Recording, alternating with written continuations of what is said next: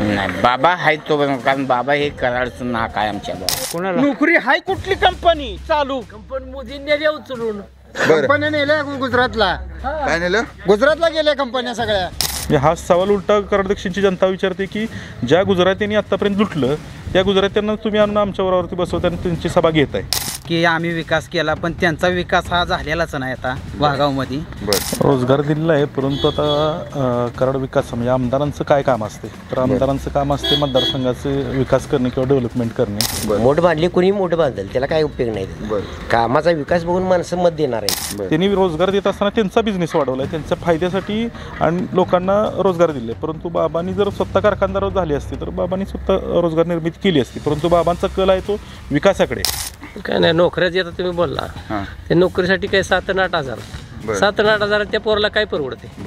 त्याचं काय घर खर्च काय तो भागू शकतो. आता आमच्या वाघावची परिस्थिती अशी आहे, 5 वर्षे ते मतदारसंघात आमच्या वाघामध्ये आलेले नाहीत. 5 वर्षात कुणी सांगावं 5 वेळा सुद्धा आलेले नाहीत, परंतु शेवटच्या 5 महिन्यामध्ये यायचं पैशाचा महापूर, अगदी पैशाचा पाऊस पडायचा. मोठ्या सभा घ्यायला चालू केल्या, आता अमित शहा येऊन गेले. कसं बघता या घटनेकडे? सभा काय साहेब, राज ठाकरेंचे सुद्धा राज्यात मोठे होते, त्याचं मतात परिवर्तन होत नाही ना. काही स्वतः फॅक्टरी काढून लोकांनी नोकऱ्या द्यावा असं काही नाही. परंतु कराड तालुक्यामध्ये, कराड दक्षिण असो उत्तर, सातारा जिल्ह्यामध्ये जर कुठल्याही सामान्य नागरिकाला विचारलं की पैसे कोण वाटतं किंवा पैसे देऊन मतं कोण खरेदी करतं, तर कुणाचं नाव येईल?